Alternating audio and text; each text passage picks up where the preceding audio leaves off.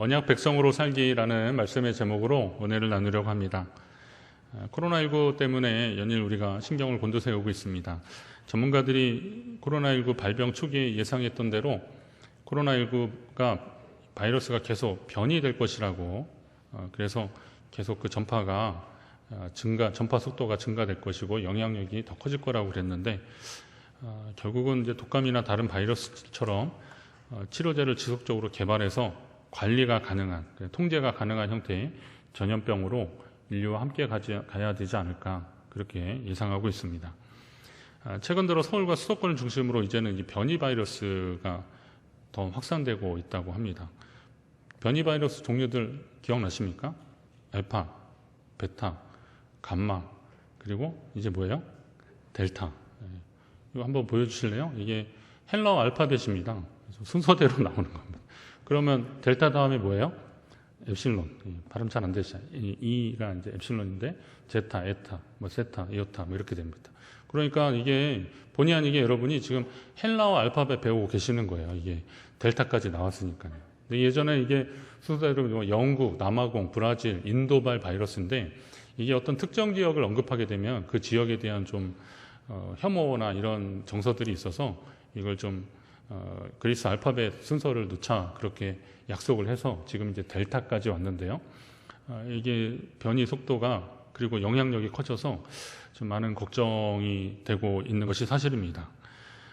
어느 정도 안심을 하다가 다시 확진자 수가 막 나오는데, 제가 설교 준비하면서 벌써 이제 1000명대가 넘어서 1300명, 1400명 가까이 되고 막 그러니까 이게 이제 역대 최다라고 하고 있습니다. 작년에 막 그 1000명 가까이 될 때는 막 정말 지구 종말 온 것처럼 막 걱정하고 그랬는데, 이제 성도님들이 그냥 그런가 보다. 저 친절하게도 또 예배 시간에 이렇게 안내를 해주네요. 제가 이 태블릿이 문자하고 같이 오는데 보니까 살짝 봤더니 춘천은 아직이라면 안 되고 한 명이 없더라고요. 한 일주 전만 해도 춘천에 확진자 많아서 염려했었는데, 역시 춘천 분들은 참 대단하십니다. 방역을 잘 하시는 거예요. 또 정부 지침을 잘 따르고, 그래서 이렇게 노력을 하고 있잖아요. 그럼에도 불구하고 이게 이 바이러스의 영향력이라는 게 이게 한순간에 잡히지 않으니까 참 쉽진 않습니다. 설교 전에 잠깐 뉴스를 봤는데, 그 경기 지역인가요? 수도권 지역에서 바이러스 그러니까 신규 확진자 중에서 60세 이상의 그 거의 확진자의 90 몇 프로가 백신을 맞지 않거나 종료가 되지 않는 2차 백신까지 안 맞은 분들이라고 합니다. 그러니까 백신이 나름대로 영향력이 있는 거예요. 효과가 있는 거니까 이거 맞으면 어떻게 될까 걱정하지 마시고, 하여튼 일단 좀 적극적으로 좀 참여하시는 게 좋을 것 같습니다. 그런데 이걸 보면서 제가 이런 생각이 들더라고요. 이게 산 넘어 산 같다.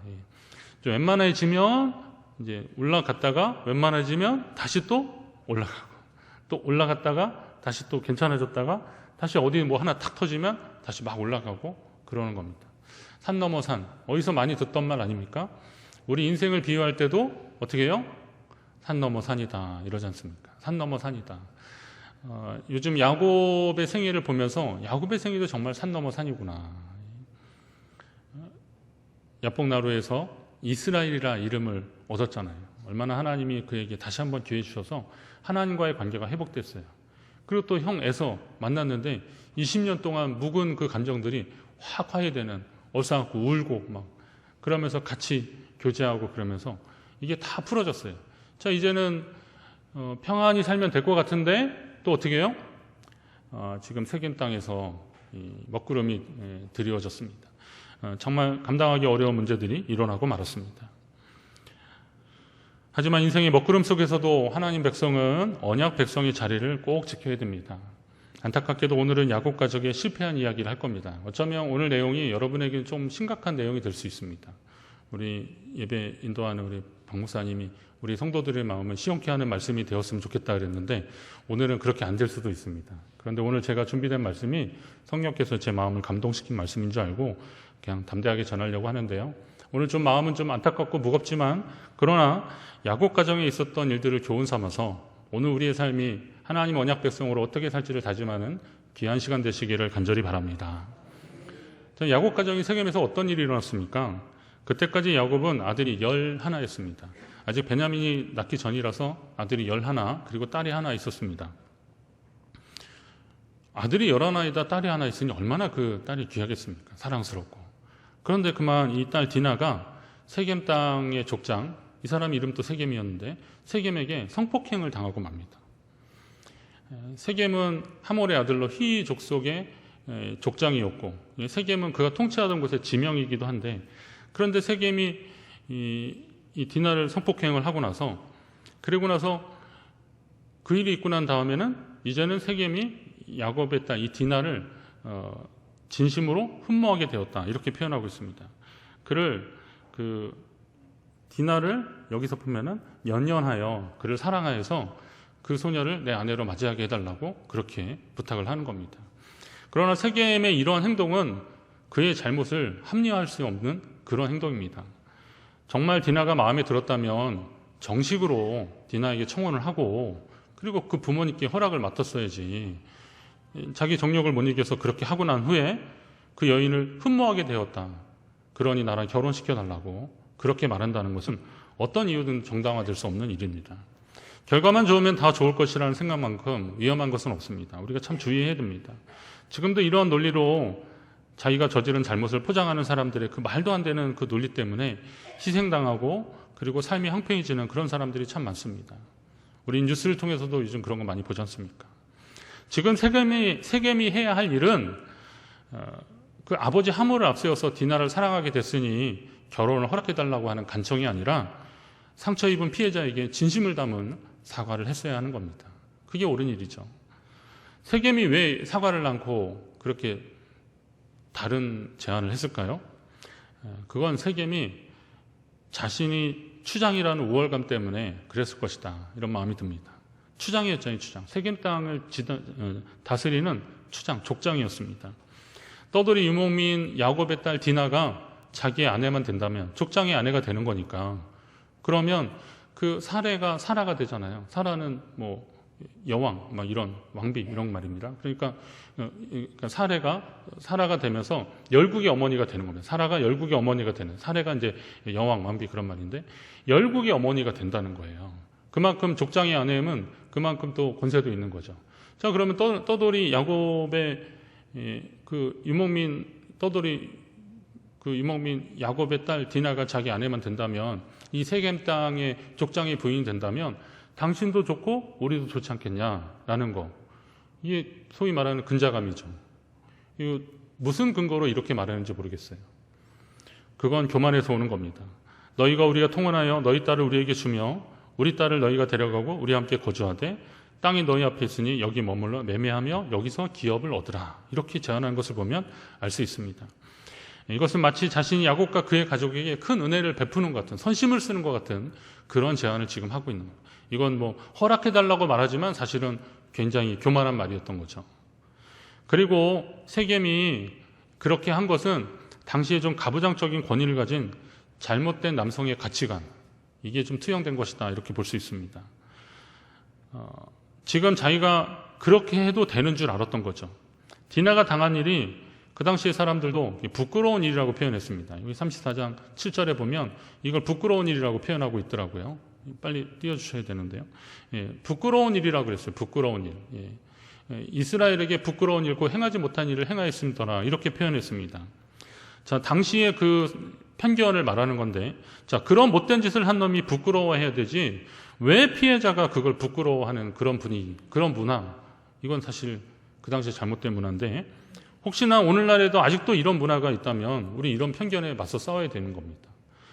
진짜 부끄러운 것은 잘못을 하고 사과하지 못하고 행동이 변화되지 못하는 그런 사람이 부끄러운 것이지, 그 일을 당한 사람이 부끄러워서는 안 되는 거 아닙니까? 정말 부끄러워할 사람은 죄를 짓고도 회개하지 않는 악한 마음을 가진 사람입니다. 자, 지금도 그렇지만 당시로서는 여인이 이 성폭행을 당한 일은 상당히 충격적인 일이었습니다. 그런 일을 당한 디나는 물론이고 무엇보다도 가족, 형제들의 입장에서는 참 너무 안타깝고 화가 나고 그런 일이 맞죠. 세겜이 아까 말씀드린 대로 이제 가나안의 한 지역인데, 이 땅에는 원주민들이 살고 있었습니다. 그리고 야곱의 그 가족들은 이렇게 내려온, 말하자면 방랑자들이잖아요. 유목민이잖아요. 그러니까 세력으로 보면 세겜이 훨씬 컸어요. 근데 자기들이 당한 이 일이 너무 분노가 되니까 이걸 어떻게든 이걸 갚아주고 싶은 그런 마음이 그 아들들 중에 있었던 겁니다. 여기 그 야곱 집안의 그 내력을 우리가 좀 이해하면 내용이 좀 쉬운데요.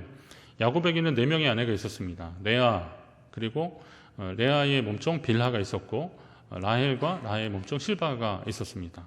자, 원래는 야곱은 라헬과 결혼하고 싶었습니다. 이건 조금 이따 띄워주세요. 라헬과 결혼하고 싶었는데 외삼촌이 원래 약속한 라헬이 아니라 레아를 신혼방에 들여 보냈잖아요. 그랬으니 그 야곱이 얼마나 좌절했겠어요. 그런데 레아도 야곱의 마음이 누구에게 가 있는지를 아는 거예요. 저는 언제 한번 이 성경 읽다가 레아만 생각하면 레아 참 여인의 인생이라는 게 참 요즘 상황은 이게 상상도 못할 일입니다. 야곱이 아내가 많았다 이렇게 생각하지 마십시오. 이건 당시의 문화적인 상황에서 그런 거죠. 레아 심정이 어땠을까? 그러니까 레아는 평생 야곱의 마음을 얻기 위해서 최선을 다했던 것 같아요. 하나님도 그 마음을 불쌍히 여기셨어요. 그래서 레아에게 아들이 많아지게 되더라고요. 그래서 르우벤, 시므온, 레위, 유다 이렇게 4 아들을 낳습니다. 그리고 나서 이제 빌하 그리고 실바 이어서 계속 낳게 되는데 그러다가 나중에 또 이사갈, 스불론까지 낳게 되고 디나를 낳게 되는 겁니다. 자, 그럼 여러분 보시기에 가장 왼쪽에 그 르우벤, 시므온, 레위, 유다 그리고 밑으로 쭉 내려서 디나. 그럼 이 특징이 뭐겠어요? 같은 어머니에게서 난 거예요. 레아에게서 난 형제들입니다. 자, 그러니까 시므온과 레위는 동생 디나가 같은 어머니에서 낳기 때문에 여러 형제들 중에서도 더 마음이 같고 그리고 다른 남자 형제들이 느껴지는 그 안타까움보다 더 컸던 거죠. 그래서 이걸 어떻게든 복수를 하려고 그렇게 일을 벌이게 된 것입니다. 그런데 그래서 이제 세겜 사람들을 죽이게 됐는데 이게 이 일이 언약 백성인 야곱의 아들들이 하나님을 안 믿는 이방 사람들을 진멸한 사건이라고만 하기에는 뭔가 좀 개운치 않습니다. 여호수아 때 정복 전쟁 때 하나님이 허락하신 전쟁으로 이스라엘 그러니까 가나안 땅에 살고 있는 그 이방 민족을 진멸하는 거하고는 요거는 조금 이건 왜 그랬을까 하는 그런 우리 고개를 좀 갸우뚱하게 만드는 그런 사건입니다. 이유가 있는 거죠. 그들이 세겜 사람들을 학살하기 전에 그들에게 건네인 제안 때문에 이게 좀 개운치 않다고 말씀을 드리는 건데요. 먼저 세겜 사람들이 그런 제안을 하잖아요. 기왕이 이렇게 됐으니까 두 부족이 서로 좀 통혼하며 서로 시집 장가 보내고 그러면서 좋은 관계를 좀 맺자라고 그렇게 제안을 하자 야곱의 아들들이 뭐라 그러냐면 우리는 할례 받지 않는 자들에게 우리 누이를 줄 수 없다 이렇게 이야기를 하는 겁니다. 14절에 그렇게 얘기해요. 그리고 그렇게 하려면 따라서 세겜 족속 사람들이 그 아들, 딸들을 서로 결혼시키고 그러려면 그들도 하나님이 명하신 대로 할례를 받아야 된다라고 그렇게 제안을 하는 겁니다. 자, 야곱 집안의 남자들은 아브라함 때부터 하나님과 맺은 언약의 증표로 할례를 행하였습니다. 그것이 그들의 증표였습니다. 하지만 오늘 이 제안은 이 세겜 사람들 남자들에게 한 이 제안은 세겜 사람들이 그 할례를 행한 후에 그들의 전투력이 좀 상실됐을 때 그들을 죽이려고 하는 계략이었던 거죠. 그 땅의 모든 남자들이 꼼짝 못했을 때 그들을 기습해서 죽이려고 하는 결국은 그 세겜을 다 그리고 그 땅의 남자들을 다 죽이고 맙니다. 근데 표면적으로는 야곱의 2 아들 시몬과 레위가 동생의 일에 대한 복수를 한 것처럼 보이지만 사실은 그렇지 않습니다. 이건 복수가 아니에요. 개인적인 그러니까 사적인 감정으로 저지른 살육입니다. 시므온과 레위가 여동생 디나를 사랑하는 마음에 그들이 그렇게 분노한 것은 분노 자체는 이해가 됩니다. 하지만 사적인 복수를 위해서 언약 백성으로서의 조건을 그들에게 제한한 것은 이건 잘못됐다는 거죠. 과연 언약 백성의 증표인 할례가 그렇게 악용된 것에 대해서 하나님이 기뻐하셨겠습니까? 아브라함과 그의 후손들에게 할례를 행하면서 너희가 그 하나님 백성인 것을 좀 이렇게 그 몸의 흔적을 가지라라고 하나님 그렇게 하신 것인데 그것은 하나님 백성에 대한 어떤 구별감 그리고 그들이 그 증표를 몸에 새기면서 우리가 하나님 자녀다 언약의 백성이다라는 것을 알게 하려고 하나님이 그렇게 하신 것인데 그걸 악용해서 그들의 복수를 행한 이 야곱의 아들 중에서도 시므온과 레위의 이 행동들 하나님이 과연 기뻐하시겠습니까? 저는 이 내용을 통해서 오늘 우리의 삶을 한번 돌아봤으면 좋겠습니다. 복음은 나로 하여금 구원받은 하나님의 자녀가 된 사건입니다. 복음 그 자체는 내가 구원받은, 우리 모두가 구원받은 하나님의 은혜의 사건입니다. 복음으로 말미암아 우리는 구원받았고, 이 구원은 하나님이 우리에게 주신 선물인 겁니다. 자, 보세요. 복음의 내용이 뭐예요?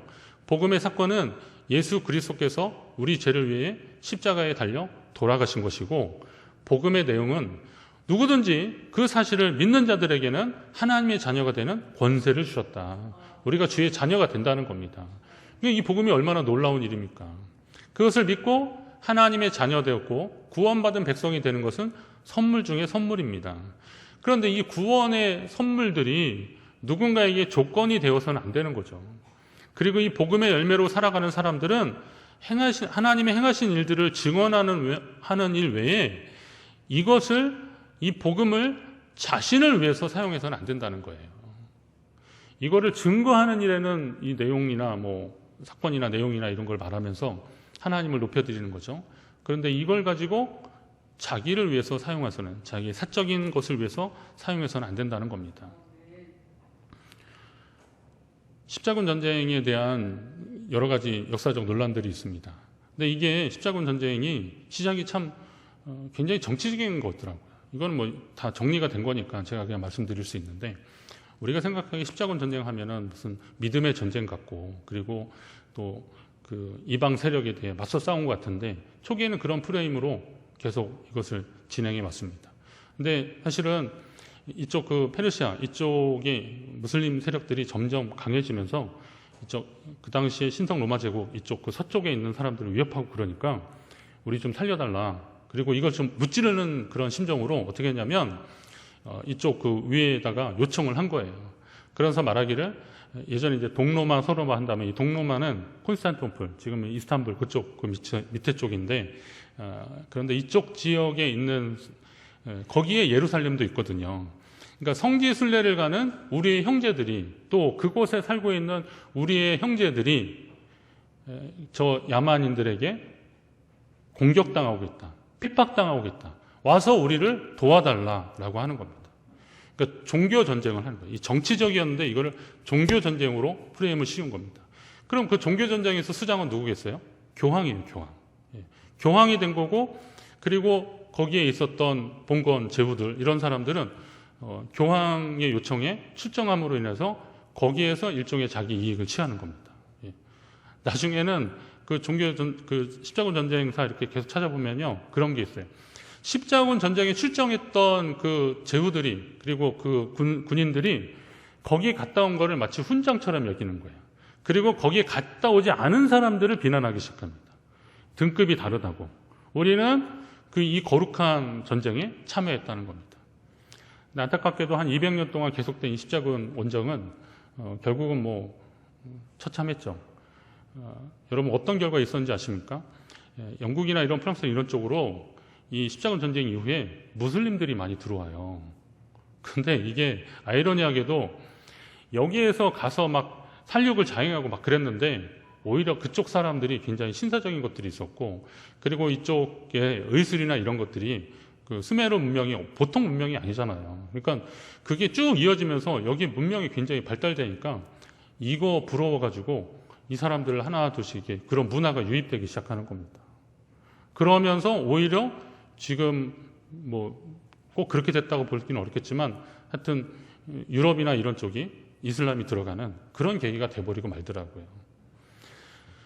2000년인가요? 언제 교황 요한 바오로 2세가 이 부분에 대해서 사과하더라고요. 거기에 따라서 치열한 논쟁은 참 많이 있어요. 그러나 하여튼 우리가 종교란 이름으로 저지른 폭력을 미안하다, 사과한다고 그렇게 했습니다. 저는 그런 내용들을 보면서 오늘날에도 마찬가지다 이거죠.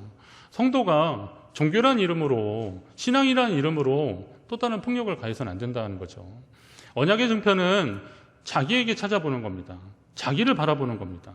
그리고 하나님 안에서 자기가 그걸 확인하고 감사하며 하나님 앞에 더 열심히 살아야 되는데, 이 언약의 증표를 다른 사람에게서 자꾸 찾으려고 하는 거예요. 그러다 보니까 하나님이 원래 주신 그 선물들이 왜곡된 형태로 나타나는 겁니다. 성도는 주님의 복음을 전하려는데 최선을 다해야 되는 것은 맞습니다. 언약 백성의 증표는 자신에게 적용할 때 이게 가장 큰 경건과 능력이 나타나는 것입니다. 이걸 다른 사람에게 강요해서는 안 되는 거예요. 특히 오늘 본문의 사건처럼 자신들의 목적을 이루는데 이것을 사용해서는 더욱더 안 되는 겁니다. 다시 말씀드립니다. 여러분이 언약 백성이라는 것을 기억하시기 바랍니다. 그러나 언약 백성인 것을 이용하지는 마십시오. 내가 성도라는 것에 감사하십시오. 그러나 성도라는 것을 이용하려고 하지는 마십시오. 언약 백성의 증표를 다른 사람에게서 찾지 말고 자신에게 새겨서 날마다 묵상하고 하나님의 자녀다운 삶을 실천해 나가는 저와 여러분 되시기를 간절히 바랍니다.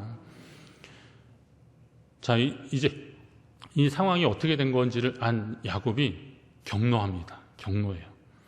야곱이 당장 이 두 아들을 불러가지고 뭐라 그러냐면, 너희가 내게 화를 끼쳐 나로 하여금 이 땅의 주민 곧 가나안 족속과 브리스 족속이 악취를 내게 하였도다. 이렇게 막 책망합니다.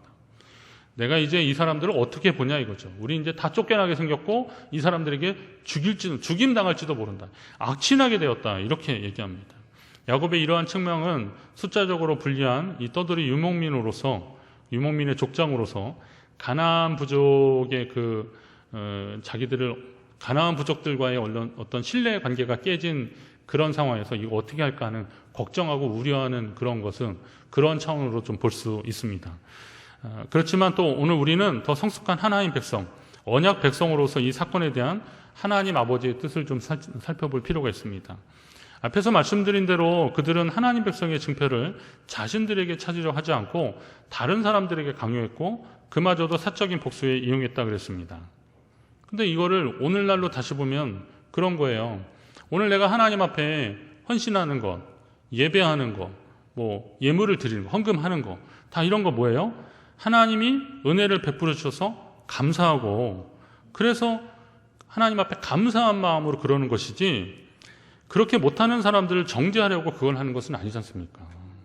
예배를 잘 드리고 예물을 잘 드리고 이런 것들은 주일 성수하고 막 그러는 것들은 하나님 나를 구원하신 것에 대한 감사한 것들이지 내가 예배 안 드리는 사람들을 지적하려고 그러는 건 아니잖아요.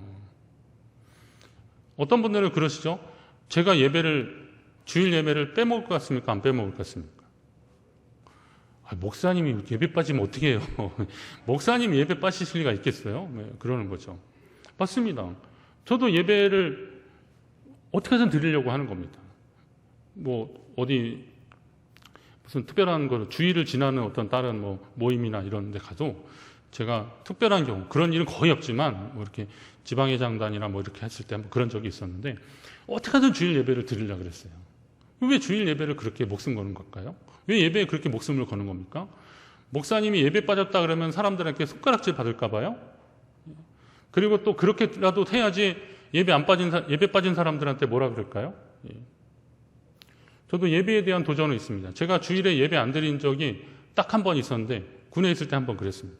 신병 때 처음에 그랬습니다. 근데 주일에 예배 못 가는데 너무 힘들어가지고 제가 차라리 맞아 죽더라도 예배는 드려야겠다. 그래가지고 제가 예배 드리겠다고. 그때는 너무 정신없어가지고 예배를 드리는 그 이야기를 하는 것도 몰랐어요. 초반에 그냥 주일 아침에 전무할 때 교회 갈 사람 그런 게 딱 손들었어야 되는데 저는 그게 어리버리해가지고 뭔 말인지도 몰랐고 그냥 지나가 버린 거예요. 그러니까는 시간은 됐는데 교회 갈 사람들은 없고 그래서 이게 어떻게 된 거냐고 물어봤더니 야, 아까 갈 사람들 손들라 그랬잖아. 근데 우리 하나도 없었어. 그러는 거예요. 아니 난 있었는데 그래서 혼자 도망가서 갈 수도 없고 그래서 못 갔거든요. 그런데 그 시간이 얼마나 힘든지 모르겠어요. 그래서 혼자만의 예배를 드렸는데 이건 안 되겠다. 그래서 제가 미리 이야기를 하고 그래서 갔다 왔는데 아니나 다를까 그것 때문에 제가 많이 힘들었어요. 그렇지만 제가 그때 그랬던 것이 내가 이 다음에 목사가 돼가지고 성도들한테 나는 예배 한 번도 안 빠졌습니다. 이런 말 하려고 예배를 드린 건 아니라는 거예요. 하나님 날 구원하신 것이 감사했고 그 시간에 하나님 앞에 정한 시간에 예배하는 것이 오늘 내가 하나님 앞에 할 수 있는 나의 최선의 헌신이다라고 생각하기 때문에 나는 예배를 드리는 겁니다. 헌금을 드리는 것도 마찬가지입니까? 아닙니까? 이 물질이 다 하나님께서 허락하신 것인데 내가 써도 모자라잖아요. 그러나 하나님을 위해서 내가 꼭 하고 싶은 마음, 내 삶에 전부라도 드리고 싶지만 그래도 살아야 되니까 그러면 일부라도 이거 다 하나님 이거 받아주시면서 하나님 내 삶도 받아주세요. 이런 헌신의 마음들 아니에요. 이런 마음으로 하나님 앞에 드리는 것을 하나님 기뻐하시는 거죠. 그런데 나는 이렇게 했는데 왜 너는 자꾸 그러냐라고 말하려고 그런 건 아니라는 겁니다. 예수님 때에 성전에 올라와서 기도하는 두 사람이 있었습니다. 바리새인과 세리의 기도인데요. 이 사람이 기도할 때 바리새인이 어떻게 기도했는지 보십시오. 하나님이여, 나는 다른 사람들 곧 토색, 불의, 간음하는 자들과 같지 아니않고 이 세리와도 같지 않다. 그런 것을 감사합니다. 그래요. 이런 정말 이런 기도를 어떻게 할 수 있을까 생각을 해보세요. 이 세리가 옆에 있는데 이 세리 같지 않은 것을 감사합니다. 이렇게 기도하는 거예요. 이거 하나님 기뻐하시겠고요. 나는 일에 2번씩 금식하고 또 소득의 11조를 드리나이다. 예수님이 잘못된 기도의 예를 들은 거니까 하나님이 이 바리새인의 기도를 들어주실 리가 만무하죠. 이런 기도는 하면 안 되는 기도입니다. 헌신의 동기는 상대적인 의로움이나 상급을 바라보는 것이 아니라 감사해야 되는 거예요. 감사하면서 하나님과 헌신하는 겁니다. 내가 남도 안 하는 뭘 한다라는 그런 마음, 상대적 우월감, 아니면 나 이거 했으니까 하나님 날 뭐 주시겠지라고 하는 거. 내가 뭐 예배 한 번도 안 빠지고 작정하고 하면 하나님이 뭘 주시겠지라고 하는 거. 너무 간절해서 서원제 이런 것들이 있으니까요. 그렇게 하시는 분들도 있습니다. 저는 그런 분들도 응원합니다. 그건 하나님 앞에 뭐라도 해보고 싶으니까 그런 거 왜 우리가 이해 못하겠습니까? 그러나 내가 꼭 이렇게 했기 때문에 하나님 날 뭐 주실 것이다 라고 하는 마음들은 어쩌면 우리는 신앙을 이용하는 거죠. 자, 믿음의 증표들을 무기 삼으면 악취나는 인생이 되는 겁니다. 야곱이 표현한 대로. 악취는 뭐겠어요? 나쁜 냄새입니다. 죽은 사람에게 나는 냄새가 악취입니다. 미안하지만 아무리 사랑스럽고 아무리 그 관계로 잘 맺혀 있어도 일단 사람이 죽으면 냄새가 나게 돼 있어요. 죽은 사람입니다. 냄새 나면 썩으면서 나는 냄새입니다. 이게 악취입니다. 악취가 날 때 사람들은 그것을 피합니다. 성도가 그런 삶을 살아서야 되겠냐 이거예요. 야곱은 아들들에게 이 부분을 지금 지적하고 있는 거예요. 창세기 49장에 보면 야곱이 그의 아들들을 위해서 기도할 때 이거를 상기시켰더라고요. 좀 잊을만 하니까 다시 이 시므온과 레위는 형제라고 하면서 그들의 칼은 폭력의 도구로다. 그들이 그들의 분노대로 사람을 죽이고 그들의 혈기대로 소의 발목 힘줄을 끊었음이로다. 그러면서 그 노여움이 혹독하니 저주를 받을 것이요 분기가 맹렬하니 저주를 받을 것이라. 내가 그들을 야곱 중에 나누며 이스라엘 중에 흩으리로다. 아니 아들들 불러놓고 임종 직전에 막 축복해주면 좋겠는데 아버지가 이런 기도하는 게 이게 말이나 될까? 저 처음에 이해 안 됐어요. 야곱이 노년에 좀 그냥 정신줄 놓으셨나? 왜 그러셨을까? 그거 아시죠? 그 어른이 되면 방금 전 거는 잃어버려도 30년 전 거는 생생하게 기억하는 거. 그러니까 그때 그 기억으로 지금 그러시나? 야곱이 그랬나? 라는 생각도 들었어요. 근데 이건 야곱이 영적인 가장으로서 이 시므온과 레위에게 마지막 충고를 하는 거예요. 너희가 혈기를 못 참고 하나님 백성, 언약 백성의 증거를 이용해서 다른 사람을 죽인 일이 있지 않느냐. 이러면 안 된다. 너희 그렇게 살면 안 된다. 자식이 돌을 달라 그래도 떡을 주는 게 아버지 심정인데 야곱이 뭐 일부러 그를 저주하려고 그렇게 했습니까? 마지막으로 자기 생애 마지막으로 시므온과 레위에게 마지막 당부를 한 거예요. 악취나는 인생으로 살지 말라라고 당부한 거죠. 자, 그러면 사도 바울은 우리에게 뭐라고 말해요? 너희는 그리스도의 향기다라고 얘기합니다. 하나님 앞에서 믿는 자들이나 믿지 않는 자는 하나님 앞에서 우리는 그리스도의 향기다라고 말했습니다. 여러분도 예수 그리스도 때문에 향기나는 인생을 사시기를 주의 이름으로 축원합니다. 아브라함의 자손들은 언약 백성이잖아요. 그들이 어디를 가든 무엇을 하든 하나님과 맺은 언약의 영향 안에 있는 사람들인 것은 분명합니다. 그럼 예수 그리스도의 복음 안에서 하나님의 자녀된 사람들도 새로운 언약의 백성들이죠. 결국은 하나님의 언약의 백성이라는 것이 맞습니다. 그럼 구약의 백성들도 언약의 백성이고 신약의 백성들도 언약의 백성인데 오늘도 언약의 백성인데 이 두 사람의 차이가 분명히 있어요. 구약의 백성들은 자기 언약의 증표들을 자꾸 확인한 거예요. 계명이나 율법, 규례, 절기 이런 것들을 지키면서 우리가 하나님 백성이다라는 것을 자꾸 확인하고 또 확인하고 막 그랬던 겁니다. 근데 오늘날의 신약의 백성들, 언약의 백성들은 이런 것을 통해서 자기를 증명할 필요가 없었어요. 믿음을 통해서만 하나님 받아주신 거예요.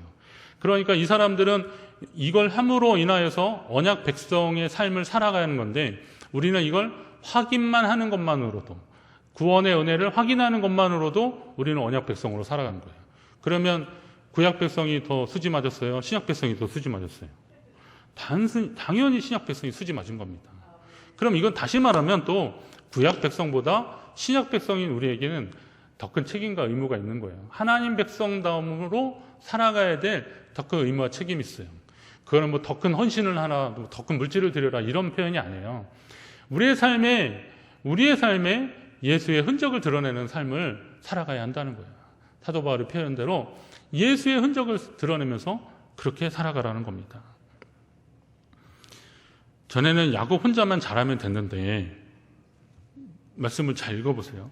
20년 전에는 자기가 장자의 축복권을 얻기 위해서 형도 속이고 아버지도 속이고 막 그랬는데, 이제 죽게 되니까, 형이 자기 죽인다 그러니까 그냥 혼자 도망가면 됐어요.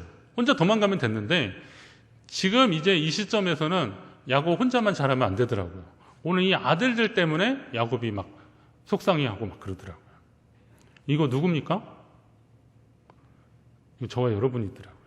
저는 아직 이렇게 많이 더 크게 속상해 본 적은 없는데, 그래도 아마 우리 성도님들 심정이 이럴 것 같아요. 전에는 나만 예수 잘 믿으면 됐는데, 이제 자녀들 위해서 기도하다 보니까 하나님 앞에 눈물이 나는 거죠. 하나님, 전에는 그냥 나만 하나 잘 믿으면 될 것 같은데 우리의 자녀들, 제가 혹시 잘못 키운 거 아닙니까? 예. 주님 말고 다른 길로 가는 저 자녀들 어떻게 하시렵니까?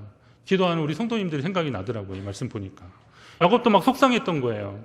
자기 인생 가운데 열심히 살았는데, 그러나 또 세상적인 방법 많이 동원했잖아요. 근데 오늘 지금 그 시므온과 레이를 보면서 이전의 자기 모습을 발견한 거예요. 아, 내가 옛날에 저랬구나. 내가 부모님 마음을 얼마나 아프게 했구나. 내가 하나님 마음을 얼마나 아프게 했구나. 심지어 언약의 증표까지 사용해서 자기 복수를 위해서 사용했던 이 아들들, 어쩌면 이전에 장자의 축복권 얻으려고 속였던 내 모습이 보이기 시작하는 거예요. 오늘 우리도 이 사건을 통해서 우리 자신을 좀 돌아봐야 됩니다. 지난 주간에 제가 성막 세미나 갔다 왔는데요.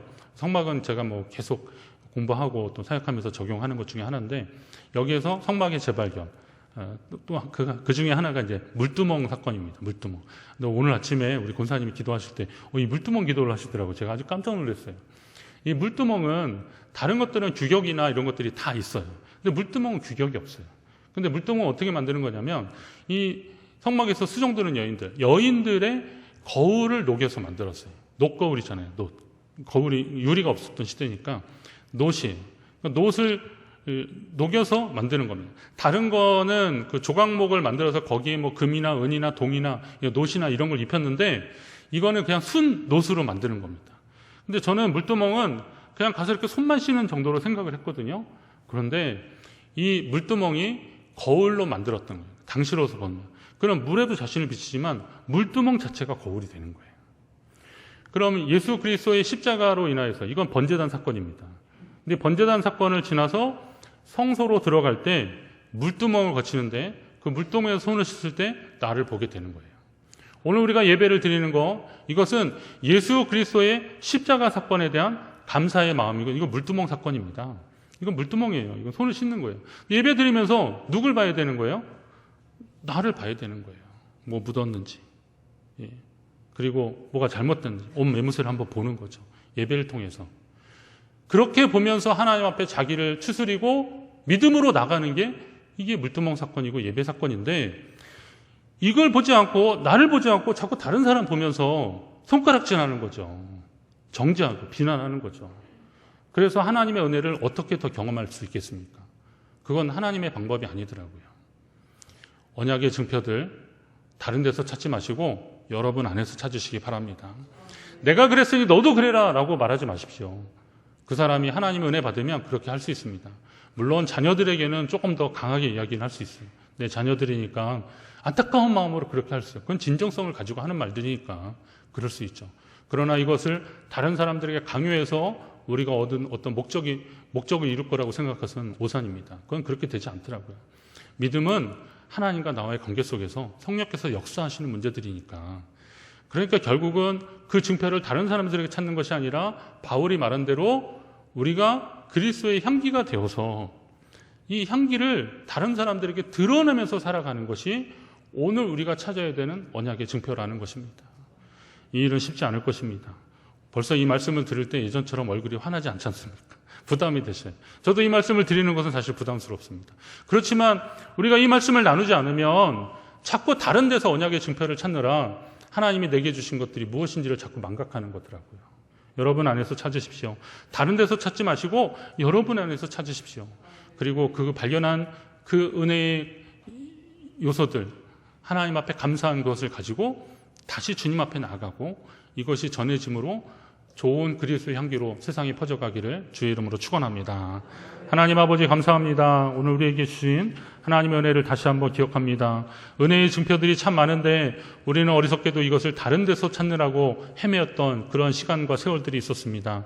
오늘 말씀을 통해서 다시 한번 우리 자신을 돌아보게 하시고 은혜의 증표 다른 데서 찾지 않고 내 옆에 있는 누군가에게서 찾으려고 하실 것이 아니라 오늘 내게 주신 하나님의 은혜를 다시 한번 확인하는 귀하고 복된 시간 되게 하시고 그 은혜로 말미암아 우리의 삶이 더 풍성한 예수 그리스도의 향기가 드러나는 귀한 삶이 되게 하여 주옵소서. 오늘도 하나님께서 우리 가운데 함께 하심을 믿고 감사드리며 예수 그리스도의 이름으로 기도드립니다. 아멘. 우리 다 같이 일어나셔서 에페프나고 인사합니다. 예수님은 행복의 시작입니다. 예수님 때문에 더 행복하십시오.